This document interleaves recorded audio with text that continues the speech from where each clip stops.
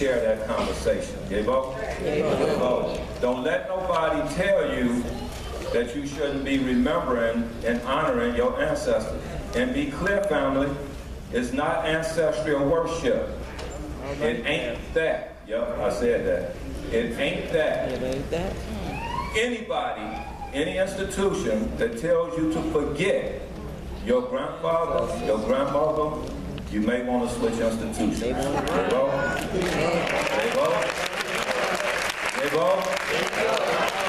At this time, I want to bring forth MJ Asafohini Gembu Kali to speak to our theme today. Welcome them with a strong round of applause. Come on, clap it up, clap it up.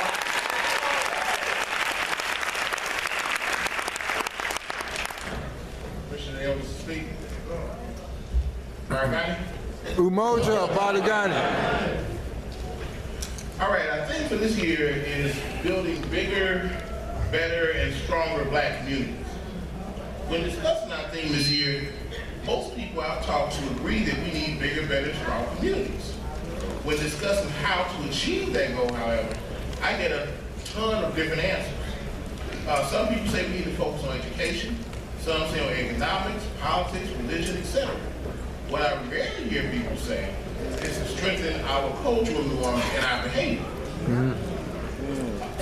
In her monumental book, Urugu, An African-Centered Critique of European Culture, Thought, and Behavior, author Marimba Ali says that the secret Europeans discovered early in their history is that culture carries rules for thinking, and that if you can impose your culture on your victims, you can limit the creativity of their vision, destroying their ability to act with will and intent in their own best interest. That's right. I contend of all the ills we face, our inability to think and act in our own best interest is the worst. Since the mind controls the body, any effort at controlling black bodies will always focus on controlling black minds. Because it is a deeply entrenched, intergenerational mental disorder afflicting the vast majority of our people, the effort to liberate ourselves from psychological enslavement has been no easy matter. Unlike the physical slavery we left behind in the South, we brought our mental slavery up north with us. According to psychologist Naim Akbar, he says the European-American system of slave making perfected in this country over the past 400 years cleverly leaves psychological conditioning and limited education with outright terrorism and premeditated violence to create a dense tapestry of African dependence on and service to those who oppress them. And let me just take a minute to say, we need to keep in mind that next year is going to be 2019, and we were brought here in 1619, that makes 400 years. And we've been in this mess.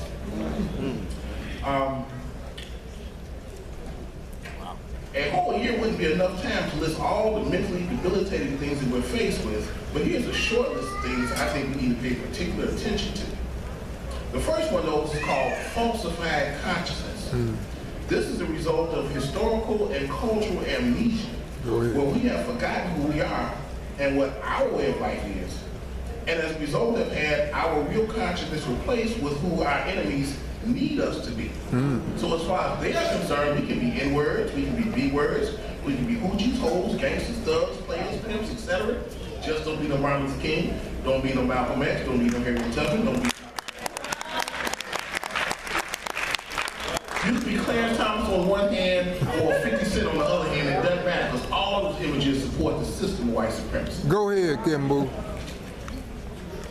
Another way to think about is what's called the instruction of containment. That's what we get via this educational system. Come on. An education designed to disconnect African people from our history, our culture, values, traditions, etc. It also requires dictating the nature of male-female relations and child-rearing practices to suit the needs of the oppressor and his interests, rather than the needs of the oppressed and their interests. Go ahead. Another one is called learned indifference, a pervasive, self-destructive psychological disorder marked by disinterest in issues, causes, and organizations that promote the social, political, economic, and military liberation of African people.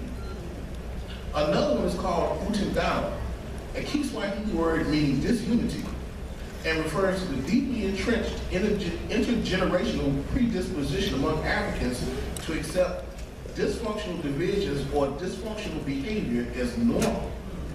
Utindawa flicks back people who expect and tolerate teen pregnancy, absent fathers, inferior schools, rundown buildings, ineffective leaders, dirty, unsafe streets, filled with illicit drugs, alcohol, and X-rated music as normal and thus accepted. Another one is called conceptual incarceration, the unwitting adoption of erroneous ideas, concepts, views, opinions, and theories about our self-sacrificing people, about Europeans, and about the world. Instead of embracing ideas that assist in our own oppression, we instead need to embrace ideas that assist in our liberation and the acquisition of power. First and foremost, we need to embrace the concept of re-Africanization and an African-centered perspective. We need to relearn how to look at the world from the perspective of how will this or that particular idea or action help or hurt the long-term interests of African people. We need to embrace an African-centered education designed to reject the supposed intellectual, political, cultural, and religious dominance of Europeans and Arabs. African-centered education seeks to restore the best traditions of Africa to prominence, to revitalize those conditions, and imbue them with liberating and progressive dynamics of nation building. We must recognize that the major function of education involves securing the survival of the people, advancing their interests, and enhancing their quality of life. Does the current education system that we use do that for us? No. Educational establishments are as much a part of the defense establishment of a people as is their army. A people bereft of educational institutions designed and dedicated to defend their interests and solve their problems are essentially a defenseless people, a people vulnerable to exploitation of other people as well as vulnerable to annihilation. There is currently no place on planet Earth where black people as a group enjoy power, prosperity, sovereignty, self-reliance, and dignity. Not in Africa, not in America, not in the Caribbean, nowhere on planet Earth. This condition will not change by itself, and no one is coming to rescue or otherwise save us. It is up to us and us alone to save ourselves. Everywhere that Europeans went as a precondition to slavery and colonialism, they had to convince people to stop practicing their own culture and start imitating European culture. It would seem then that the first step to regaining power is to reject this phony, self-serving, imposed slave culture and embrace our own culture, which was designed to promote our interests and protect us from outside influence to begin with. We cannot practice our enemy's culture and free ourselves at the same time. That's right. If we want to build bigger, better, and stronger black communities, let us start at the beginning by reclaiming our minds. Pamoja tutashinde. Together we win. Go ahead, Gimbu.